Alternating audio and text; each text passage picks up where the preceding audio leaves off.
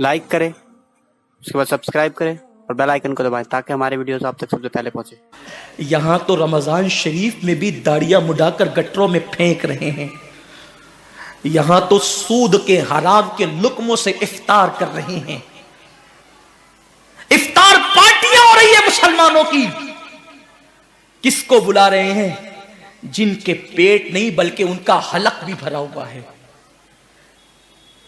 افطار پارٹیوں میں مدعو ان کو کیا جا رہا ہے جن کے حلق بھی بھرے ہوئے اور جو روزے سے نہیں ہے، اور جو بھیونڈی کے مضافات میں، مالیگاؤں کے مضافات میں، بمبئی کے مضافات میں جو روزے دار بچیاں اپنی ماں سے افطار کے وقت کہہ رہی ہے ماں کھجور بھی آج ہمارے گھر نہ آ سکی، افطار کا انتظام تو کر، ان کے لیے کوئی نہیں سوچتا۔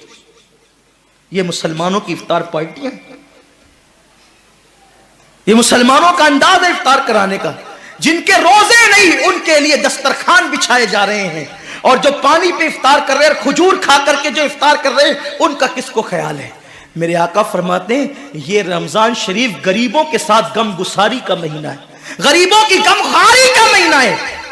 اما عائشہ صدیقہ سلام اللہ علیہ فرماتی ہیں حضور ایسی سخاوت کرتے تھے جیسے دریا ماہ رمضان شریف میں۔ حضور تو سخی بہت تھے لیکن رمضان شریف میں سخاوت کا انداز ایسا ہو جاتا تھا جیسے دریا بہہ رہا ہے۔ پڑوس میں بچیاں بھوکی ترس رہی ہے جن کے یہاں سحری کا انتظام نہیں، اور ہم سحری کے بعد کھانے کو گھر کے آنگن میں پھینک رہے ہیں۔ کیا انداز ہے؟ اور پھر کہتے ہیں کہ ہم تباہ کیوں ہو رہے ہیں؟ اب تو مسلمان کافروں کو افطار کراتے ہیں۔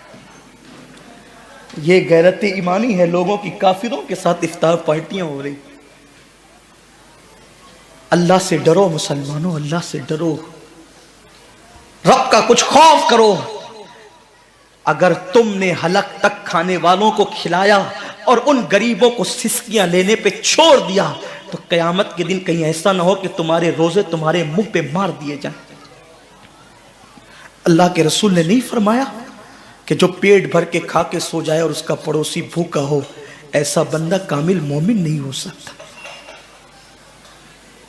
ہم نے حضور کی سنت کو ترک کر دی، بلکہ میرے کریم آقا نے تو یہاں تک فرمایا اگر غریب بستی میں رہتے ہو اور سالن کی خوشبو سالن پکتے وقت 4 گھروں میں پہنچ جائے تو تھوڑا سا پانی زیادہ ڈال دیا کرو، کیونکہ جن کے گھروں میں خوشبو پہنچی ہے ان کے گھر تک سالن پہنچا دیا کرو۔ اگر ان کا دل اس خوشبو سے ٹوٹ گیا تو اللہ تبارک و تعالی اس معاملے میں بھی تم سے پوچھ گچھ کر سکتا ہے۔ فکر کہاں ہے؟ ایک بزرگ سے پوچھا گیا اسلام کہاں ہے؟ فرمایا کتابوں میں۔ مسلمان کہاں ہے؟ تو کہا قبروں میں۔ اسلام کتابوں میں اور مسلمان قبروں میں۔ اب کیا بچا ہے؟ میں یہ تو نہیں کہتا کہ لوگ کافر ہو گیا، استغفر اللہ، کبھی نہیں کہتا۔ میرا مسلک تو اتنا محتاط مسلک ہے، میرے امام نے کہا اگر کسی کے قول میں 99 وجہ کفر کی ہو اور ایک ایمان کا راستہ نکلتا ہو تو ہم ایمان کی طرف اس قول کو پھیریں گے۔ ہمارا مذہب مسلک یہ ہے، ہم مسلک اعلیٰ حضرت کے ماننے والے ہیں، ہم اسماعیل دہلوی کے مسلک کے ماننے والے نہیں ہیں۔ ہمارے مسلک میں بہت احتیاط ہے۔ مولائے کائنات نے کہا آسمان سے زمین پہ گرنا آسان ہے، کسی مسلمان کو کافر کہنا میرے لیے مشکل ہے۔ خارجیوں نے جب مولا علی کو کافر کہا تو فرمایا ان کی بے باکی ہے، وہ مجھے کافر کہتے ہیں، میں ان کو کافر نہیں کہتا، یہ میری احتیاط ہے۔ میں آپ کو کافر کہنے استغفر اللہ کبھی بھی نہیں کہہ سکتا، تصور نہیں کر سکتا، بلکہ خدا کی عزت کی قسم اپنے دل کے جذبات پیش کروں کہ جب ہم ممبر پہ بیٹھ کر کے خطاب کرتے ہیں تو یہ سوچ کے کرتے ہیں کہ ہم اپنے مخدوموں کو خادم کی حیثیت سے سبق سنا رہے ہیں۔ اللہ ان کی دعاؤں کی برکت سے ہماری نجات کا سامان کر دے گا۔